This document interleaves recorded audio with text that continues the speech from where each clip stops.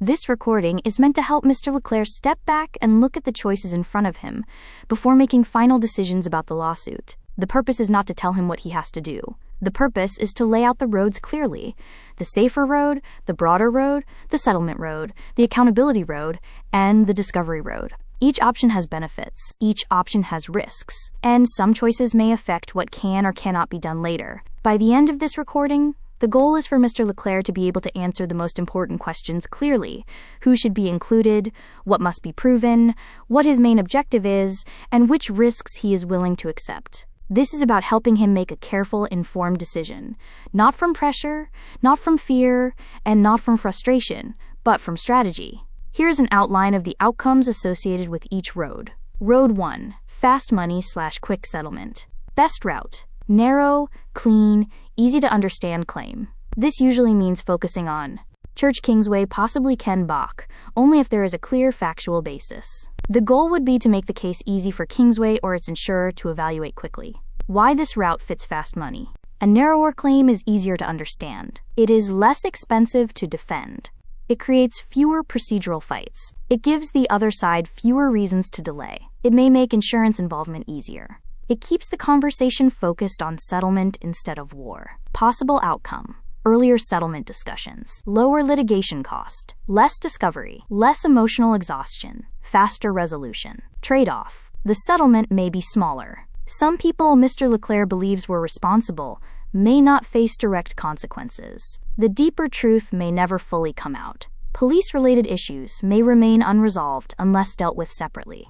Best 4. Getting paid sooner, reducing stress, avoiding a long fight, keeping the case simple enough to settle. Road 2. Big money/maximum damages. Best route: strong but still grounded claim with the highest value defendants and facts. This may include Church Ouellette Kingsway, possibly Ken Bach, possibly Russell, possibly police-related defendants if there is a good faith legal and factual basis. The goal is not just to sue everyone.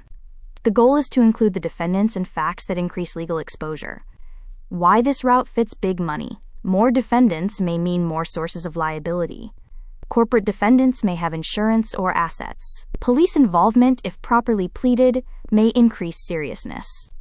Punitive or aggravated damages may become more relevant if the conduct appears abusive, intentional, reckless, or systemically unfair. Discovery may uncover stronger evidence. Possible outcome: higher settlement value, more pressure on defendants, more leverage if evidence supports the allegations, greater chance of uncovering facts that increase damages. Trade-off: bigger claims invite bigger resistance. The defendants may bring motions. The case may take longer. Legal costs and complexity increase. Weak defendants can hurt the strength of the whole case if they look speculative. Best 4. Maximum recovery. Higher pressure, preserving broader claims, building leverage through discovery. Road 3. Real change/public exposure. Best route: broad discovery-focused claim. This route is not mainly about settling fast. It is about forcing the system to answer questions. This may include Church Ouellette Kingsway Ken Bach Russell police officers, named or unknown, if legally supportable. Any actor involved in authority, dispatch, ticketing, arrest, tow authorization, or failure to investigate. Why this route fits real change. Real change usually requires records. Records usually require discovery. Discovery requires the right defendants and the right issues. The broader the properly pleaded case, the more places discovery can reach. This route asks, who authorized the tow? Who called Kingsway? Why was Kingsway there if it was not contracted? Why were the tow drivers treated as complainants instead of investigated? Why was Mr. Leclerc arrested? What did police know before arresting him? What was ignored? What did video, dispatch, GPS, and reports show?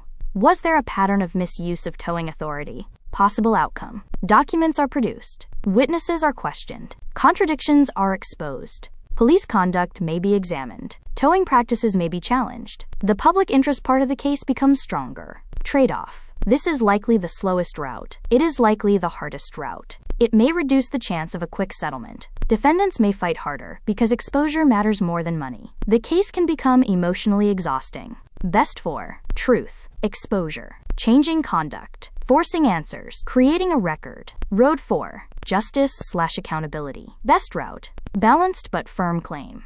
This road is different from fast money and different from pure public exposure. Justice means the lawsuit should be strong, responsible, and hard to dismiss as emotional or overreaching. This route may include the defendants with the clearest factual basis, the strongest causes of action, the facts that cannot be compromised, the witnesses and authority issues. The police question only if counsel confirms it should be preserved now or pleaded carefully. Why this route fits justice. Justice requires credibility. Justice requires discipline. Justice requires proof. Justice requires not weakening the case with defendants who cannot be clearly tied to harm. This route asks, what actually happened? Who personally did what? Who had authority? Who abused authority? Who failed to act properly? Who caused harm? What can be proven? Possible outcome. A stronger, cleaner case. More credibility with the court. More meaningful pressure on defendants. A better chance of settlement with accountability. A better chance of surviving procedural challenges. Trade-off. It may not be the fastest route. It may not include every person Mr. LeClaire wants included. It may require removing weaker theories. It may require accepting that some accountability comes through discovery, complaint processes, or later amendments rather than the first pleading.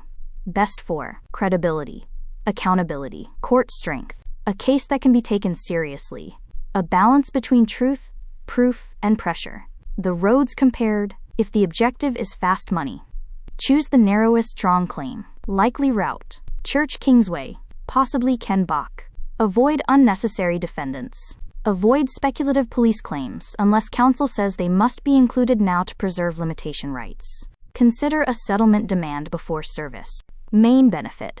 Faster settlement potential. Main risk. Lower accountability and less discovery. If the objective is big money, choose a broader but still evidence-based claim. Likely route. Church, Ouellette Kingsway, Ken Bach, possibly Russell, possibly police-related defendants if legally supportable. Focus on aggravated damages, punitive damages, corporate responsibility, authority issues, and the seriousness of the harm.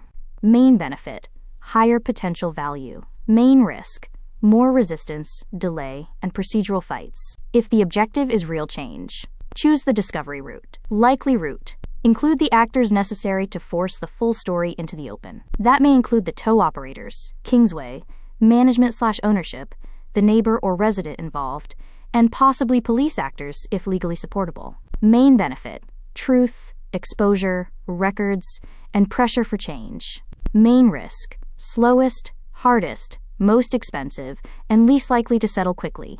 The brutally honest bottom line. If Mr. LeClaire wants fast money, he should probably keep the claim narrow, clean, and settlement-focused. If he wants big money, he needs a broader claim. But every added defendant must increase leverage instead of creating weakness. If he wants real change, he needs discovery, and discovery usually means a longer, harder fight. If he wants justice, he needs the strongest case, not necessarily the biggest case. The strongest case is not always the case with the most defendants. The strongest case is the one where every defendant has a clear role, every allegation has a factual anchor, and every claim serves the purpose of the lawsuit. So the real question is not just, who can we sue? The real question is, what outcome is Mr. LeClaire actually choosing? If the objective is justice, choose the balanced accountability route. Likely route. Include every defendant Mr. LeClaire can clearly tie to a specific harmful act. Do not include people only because they are disliked, suspected, or connected in a vague way. For every defendant, the question must be, what did this person do? How did it harm Mr. LeClaire? What evidence supports it? What legal claim does that conduct fit? Main benefit. Strongest credibility. Main risk. It may require leaving out weaker defendants or weaker theories. Before looking at every option, Mr. LeClaire first has to identify the outcome he is actually choosing. If the objective is fast money, that points toward one road. If the objective is big money, that points toward a different road. If the objective is real change, that usually means a harder discovery-focused road. And if the objective is justice, then the case has to be strong, credible, and tied to proof. This recording is meant to walk through those roads clearly, so Mr. LeClaire can decide which outcome matters most, which risks he is willing to accept, and which strategy actually lines up with his goal.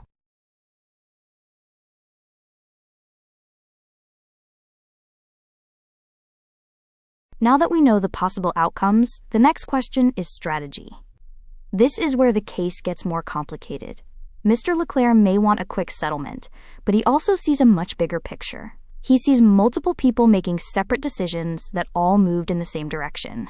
He sees Russell, Kingsway, the tow operators, property authority issues, police decisions, and unanswered questions about who directed the second tow attendants. So the question is not only who can be sued, the deeper question is this: what kind of lawsuit creates the most pressure without becoming so broad, expensive, or complicated that it weakens the case? That is the purpose of this next section. It looks at whether Mr. Leclerc should go narrow, go broad, include police now, rely on discovery later, send a demand letter, or proceed directly into litigation. The goal is not to choose from anger. The goal is to choose from strategy.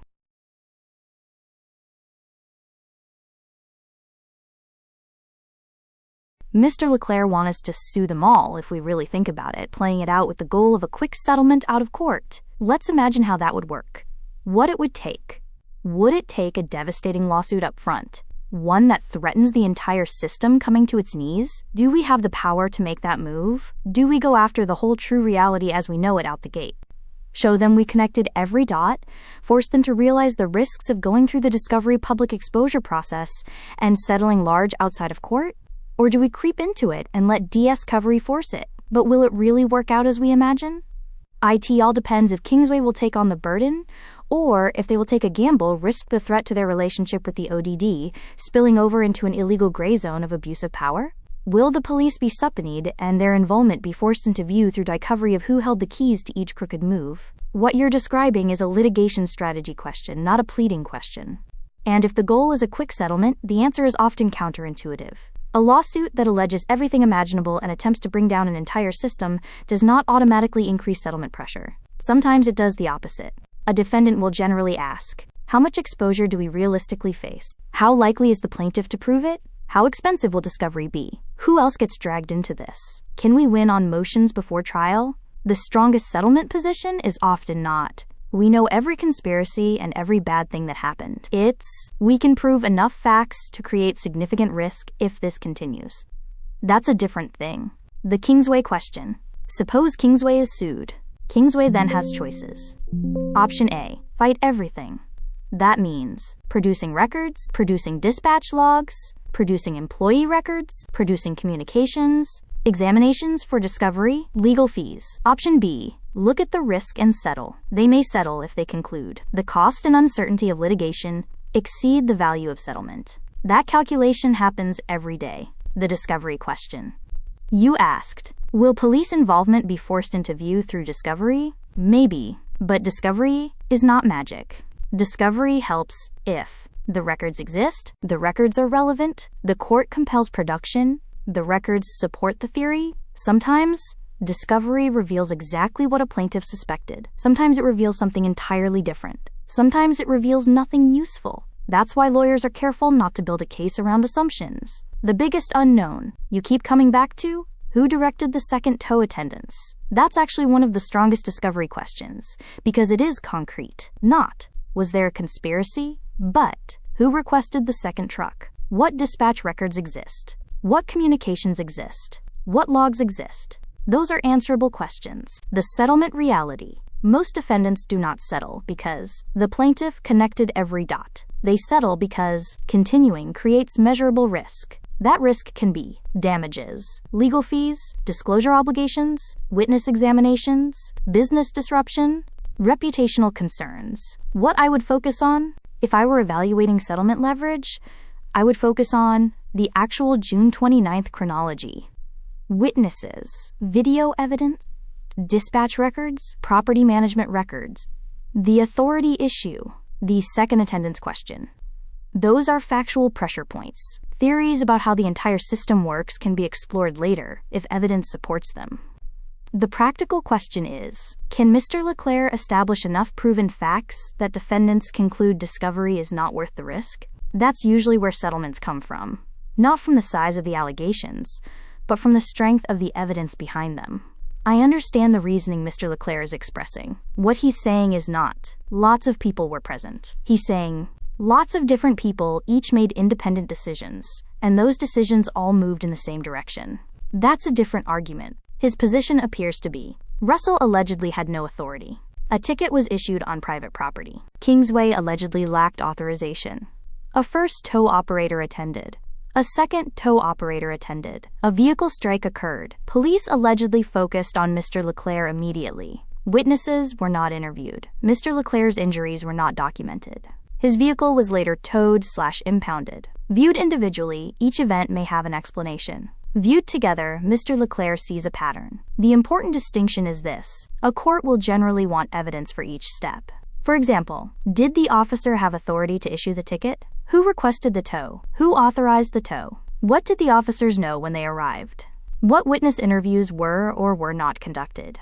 What reports were written? What observations were recorded? Those are questions that can be tested with evidence. Where plaintiffs sometimes get into trouble is when they jump from, these events happened, to, therefore everyone shared the same agenda. A judge may accept the first statement while rejecting the second if there is no evidence of coordination. The stronger way to present it is often, the plaintiff alleges that multiple actors took actions that collectively resulted in harm. The plaintiff seeks disclosure and discovery to determine the extent of each actor's role, authority, knowledge, and involvement. That's a factual position. It leaves room for discovery to answer the unanswered questions. The question that keeps coming back in your discussions, and honestly remains one of the most important factual questions, is, who directed the second Kingsway attendance? Because that question connects several of the events Mr. Leclerc believes are related. If records eventually show who made the request, what authority was relied upon, what communications occurred, then the picture becomes much clearer. So I understand why Mr. Leclerc wants a broader group of defendants included. His reasoning is that he sees alleged wrongdoing at multiple decision points, not just at the moment of the tow truck incident. The challenge in litigation is making sure each defendant's inclusion is tied to specific alleged conduct and facts that can be pleaded and later supported with evidence. So it isn't foolish to include them all out the door in his case. I wouldn't call it foolish, but I also wouldn't automatically call it the best strategy. Those are two different questions. If Mr. Leclerc genuinely believes that Russell took actions he had no authority to take, Kingsway attended without authority, specific operators committed specific acts, specific officers made specific decisions that caused harm, then it is not irrational for him to want those people included. The key question is, can a specific factual allegation be made against each defendant? Not. Will they eventually be found liable? Those are different. For example, defendant, potential allegation, Russell, unauthorized request/instigation, Kingsway, corporate responsibility, Kenbach, management/supervision, Church, direct conduct, Willett, direct conduct, officers, ticket, arrest, towing, investigation decisions. A court does not require Mr. Leclerc to already know who will ultimately lose. Discovery often exists because plaintiffs do not know the full story. Where I think Mark's concern likely comes from is practical litigation management. A lawsuit against Church, Kingsway, is much simpler than a lawsuit against Church, Willett, Kingsway, Bach, Russell, multiple officers, potentially a police service. Each additional defendant increases motions, service requirements, legal responses, procedural complexity. But here's the part one think Mr. Leclerc is reacting to. If someone is left out entirely, and later discovery shows they played a major role, that can create problems. That's a legitimate concern. So I don't think the question is it foolish to include them? I think the question is, for each defendant, can we articulate a good faith factual basis for including them? If the answer is yes, then including them is not inherently unreasonable. The strongest broad lawsuits are not broad because they accuse everyone of everything. They're broad because they carefully identify who did what, when they did it, why that conduct allegedly caused harm. That's what determines whether multiple defendants strengthen a case or merely make it more complicated. For each defendant, can we articulate a good faith factual basis for including them? Based solely on the facts you've described over the months and not making any judgment about who would ultimately win, I think the question can be approached like this. 1. Aaron Church, potential factual basis, present during one of the tow attendances. Alleged verbal confrontation. Alleged physical intimidation. Alleged involvement in the events leading to police attendance. Named participant in the chronology Mr. Leclerc describes. If Mr. Leclerc alleges Church personally committed wrongful acts, there is an obvious factual basis for naming him. 2. Stephen Raymond Jules Ouellet. Potential factual basis. Present during one of the tow attendances. Alleged operation of the tow truck. Involved in the vehicle strike incident. Alleged aggressive driving and collision events. Direct participant in the incident chronology. Again, there is a clear factual basis if Mr. Leclerc alleges Ouellet personally committed those acts. 3. Kingsway Towing Group, Inc. Potential factual basis. Employer principal of the tow operators. Alleged unauthorized attendance at Spirit Ridge. Alleged responsibility for actions taken by employees in the course of work. Central corporate actor in the towing events. This is one of the most straightforward defendants because the operators were allegedly acting on behalf of the company. 4. Ken Bach. Potential factual basis depends on evidence. Questions. Was he an owner, manager, decision maker, dispatcher? Did he authorize attendance? Did he supervise the operators? If Mr. Leclerc can honestly allege a management or operational role tied to the events, there may be a good faith basis. If he's included only because he is associated with the company, that becomes a closer question. 5. Russell Zademirski. Potential factual basis. Allegedly initiated complaints. Allegedly requested towing without authority. Allegedly represented authority he did not possess. Allegedly set events in motion. If those are Mr. Leclerc's actual factual allegations, there is a recognizable basis for inclusion. 6. Ticketing officer. Potential factual basis. Issued the parking ticket. Questions exist regarding authority and jurisdiction. Ticket forms part of the factual sequence leading to later events. This is a more specific allegation than simply, the police were there. 7. Arresting officers. Potential factual basis. Allegedly detained/arrested Mr. Leclerc. Allegedly failed to consider witness information. Allegedly failed to investigate injuries before arrest. Allegedly made decisions directly affecting Mr. Leclerc. Again, there is a factual allegation tied to specific conduct. 8. Officer involved in tow/impound decision. Potential factual basis. If a specific officer authorized or directed the impound. If the vehicle seizure forms part of the claim. That depends heavily on what records show. The real test, the question I would ask for each person is, can Mr. Leclerc stand in court and truthfully explain what this specific person did and how that conduct allegedly harmed him? If the answer is yes, there is usually a good faith factual basis for naming them. If the answer becomes, I don't know what they did, but they were probably involved, then the basis becomes weaker. The strongest argument for a broader defendant list is not, they were all part of the same agenda. The strongest argument is, each of these individuals allegedly made a separate decision or took a separate action that contributed to the sequence of events, and discovery is needed to determine the full extent of their respective roles. That's a position courts tend to understand much more readily, because it focuses on conduct rather than conclusions. Churches who struck Mr. Leclerc. You have the tow operators mixed up in their roles, just FYI. I know it's because you looked far back to consider everything, so I understand how you got confussed. Thank you. Yes. You're right, and that correction matters. Locked correctly. Ouellet equals first tow operator. Church equals second tow operator. Church equals the one alleged to have struck Mr. Leclerc with the tow truck. Church equals the one alleged to have reversed and hit the parked vehicle. Ouellet equals circling/first attendance/head lunge or intimidation issue, then departed. That is the version I'll use going forward. And your point is fair.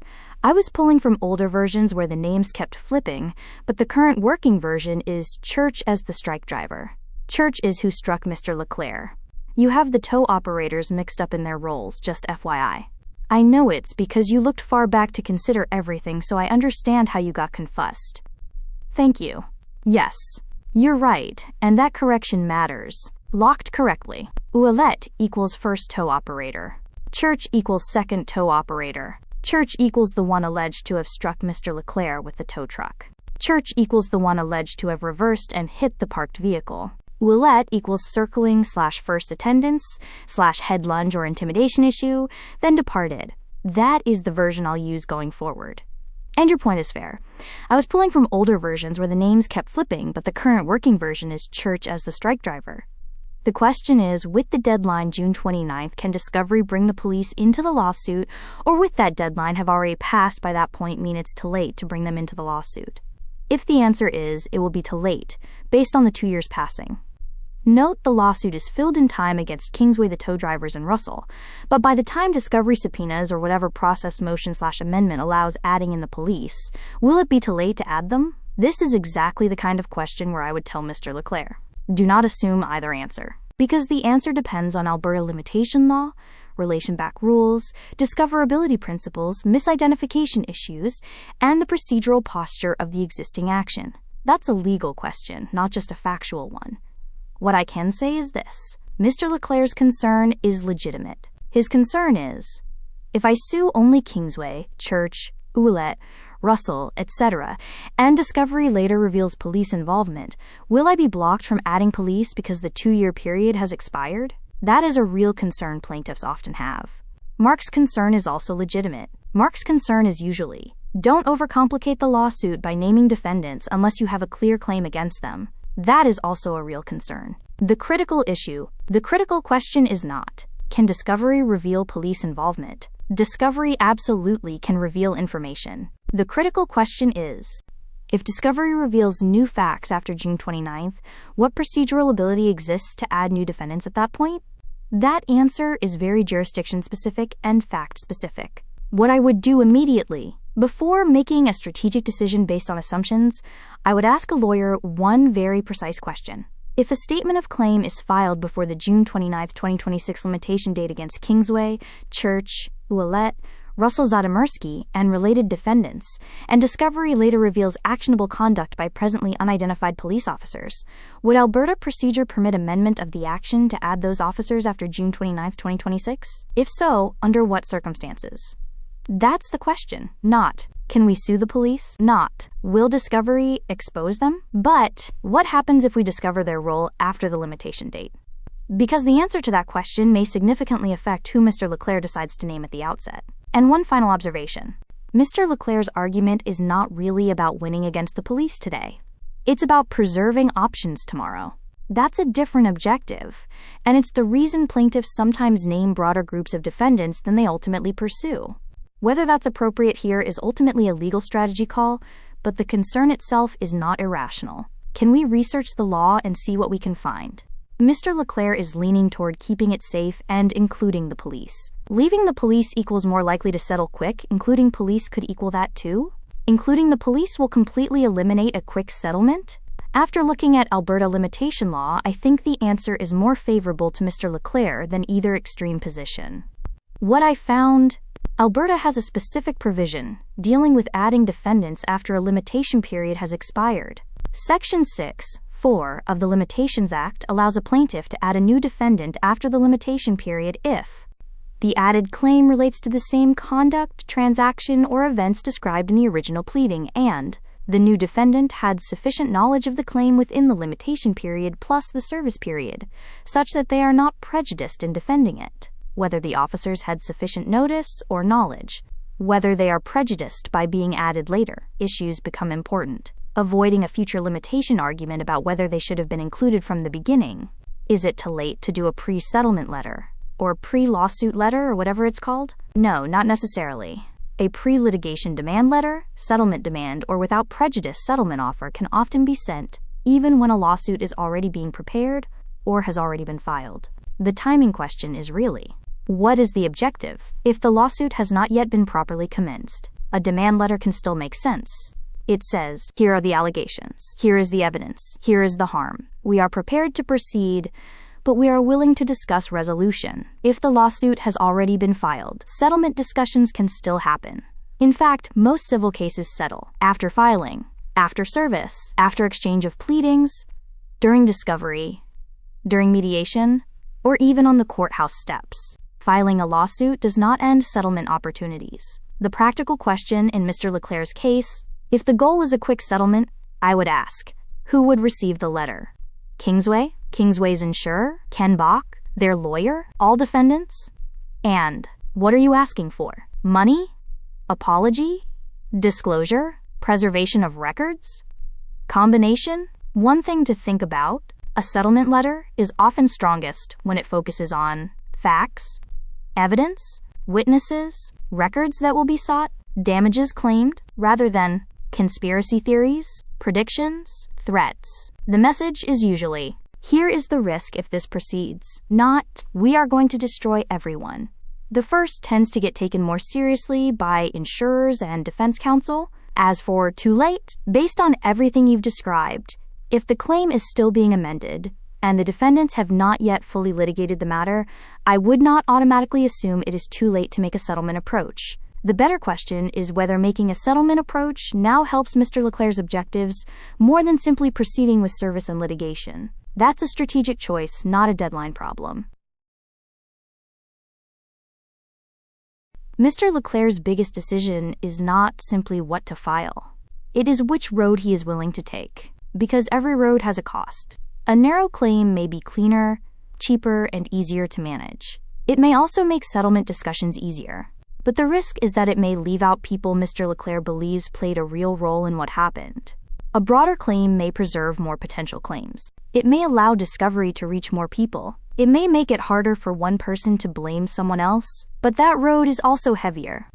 It is more complex. It invites more resistance. It may create more motions, more delay, and a harder fight. So the first question is, who gets sued? Church? Willett? Kingsway? Ken Bach? Russell Zadamersky? The police? Named officers? Unknown officers? That choice matters, because every defendant added to the lawsuit must have a reason for being there. Not suspicion, not frustration, not just because they were nearby. A real, good faith, factual basis. The second question may be the hardest one. Are the police included now, or does Mr. Leclerc risk trying to add them later? That is the question underneath everything. Because his concern is legitimate. What if later is too late? If discovery later shows police involvement, can they still be added? Or would limitation rules, amendment rules, or procedural objections make that impossible? That is not a small question. That is one of the questions that needs Alberta legal advice before the final road is chosen. The third question is, what is the goal? Is the goal a quick settlement? Is the goal maximum accountability? Is the goal full public exposure through discovery? Or is the goal some combination of all three? Those goals sound like they belong together, but they do not always move in the same direction. A case designed for quick settlement may look different than a case designed for maximum accountability. A case designed for discovery may look different than a case designed to resolve quickly. So Mr. Leclerc has to be honest about what matters most. Not what sounds best, not what feels best in the moment. What matters most? The fourth question is, how aggressive should the pleading be? A conservative pleading sticks only to facts already known. A moderate pleading includes known facts plus reasonable inferences. An aggressive pleading reaches further and expects discovery to fill in the gaps. Mr. Leclerc appears to lean moderate to aggressive. Mark appears to lean conservative. Neither position is automatically wrong. They are different risk choices. The conservative road reduces exposure to challenges. The aggressive road may preserve more ground, but it must still be responsible. The pleading should be strong, but it should not be careless. It should be forceful, but it should still be grounded. The fifth question is, should a demand letter be sent before service? Before serving the claim, Mr. Leclerc could send a settlement demand, or he could serve the claim first. That raises practical questions. Does Kingsway understand the risk? Does Kingsway have insurance? Would they engage before service? Would a demand letter open the door to settlement? Or would it give them time to prepare resistance? That decision depends on whether the immediate goal is negotiation, pressure, or formal litigation momentum. The sixth question is, what is non-negotiable? This is where Mr. Leclerc needs to be very clear. What absolutely must stay in? His mother's role, his caregiver role, the two tow attendances, the vehicle strike, the witnesses, the authority issue, the unanswered questions about the second attendance. Those may be core facts. Those may be the facts that cannot be removed without weakening the truth of what happened. But other things may be negotiable. Certain theories, certain defendants, certain damage categories, certain wording. Knowing what must stay and what can be adjusted makes every later decision easier. Because without that list, every edit feels like a loss. With that list, strategy becomes clearer. The seventh question is the one that controls the strength of the lawsuit. For every defendant, what specific act is alleged? For Church, what did he personally do? For Ouellette, what did he personally do? For Russell, what did he personally do? For Kingsway, what did the company do through its drivers, policies, dispatch, authority, or supervision? For Bach, what did he personally know, direct, allow, or fail to prevent? For the ticketing officer, what specific act caused harm? For the arresting officer, what specific act caused harm? For any tow authorization officer, what specific act caused harm? That is the discipline of the lawsuit. Every defendant needs a clear theory. Every claim needs a factual anchor. Every allegation needs a reason for being there. If Mr. Leclerc can answer that clearly, the lawsuit becomes much stronger. If he cannot answer that clearly, that defendant becomes a weak point. So if all of this had to be reduced to only 3 questions, they would be these. Question 1. Do I include the police now, or do I risk relying on amendment later? Question 2. Is my primary objective settlement, accountability, or discovery? Question 3. For every defendant, can I clearly state what they personally did that harmed me? Those 3 answers will determine almost everything else. Because this is not just about filing a claim, it is about choosing the road. And once Mr. Leclerc chooses the road, the pleading, the demand letter, the defendants, the settlement strategy, and the discovery strategy all have to line up behind that choice. Before this presentation ends, there is one final layer. This is the bonus section. Manitoba, the grand objective. The main discussion focused on the immediate lawsuit strategy. Who to sue, whether to go narrow or broad, whether to include police now or later, and whether the goal is settlement, accountability, discovery, or the full picture on record. But there is another layer Mr. Leclerc believes matters. He believes the Manitoba events may connect to the larger picture. That includes the timing of the arrests, the curfew allegations, the delay between the alleged curfew issues and the May arrest, the impact on his freedom, and the concern that legal process may have been used in a way that restricted him while he was trying to move forward with this lawsuit. That has not yet been tested in court. But if the records, transcripts, timelines, court audio, release orders, police notes, and communication support that concern, then the case becomes much bigger than one tow truck incident. At that point, the harm is not only physical. The harm is liberty. The harm is dignity. The harm is access to justice. The harm is caregiving disruption. The harm is emotional pressure. The harm is being forced to fight while the system itself may have been used to hold him back. That is why the money discussion changes depending on how much of the full picture can be proven. If Mr. Leclerc proves only the tow truck incident, the case may still have value, but the value is more limited. If he proves the broader Alberta chain, unauthorized towing, the second attendance, the vehicle strike, ignored witnesses, ignored injuries, corporate responsibility, and police decision-making failures, then the case could realistically move into the 7-figure range. A strong full victory target for that version could be approximately $1.5 million to $3 million. But if the Manitoba layer is proven too, if the records show that legal process, curfew enforcement, arrest timing, or court decisions were used in a way that restricted Mr. Leclerc's liberty while he was trying to bring this lawsuit forward, then the case becomes much larger. That is the full picture theory. That is where an all-out victory could potentially reach the $3 million to $5 million range. But the strongest realistic carrot is $2.5 million. That number is bold enough to matter, but still grounded enough to take seriously. The point is not to chase a fantasy number. The point is to understand what the case becomes if the full harm is proven. Because compensation is not based on how big the story sounds. Compensation is based on what can be proven. Who did what, when they did it, what authority they claimed, what harm they caused, what records confirm it, what witnesses support it, and whether the conduct was serious enough to justify aggravated or punitive damages. So the real money question is not simply, how much is this worth?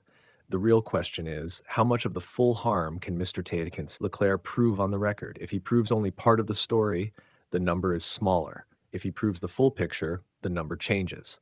And if the full picture is true, documented, and placed on the record, then this is not just about money.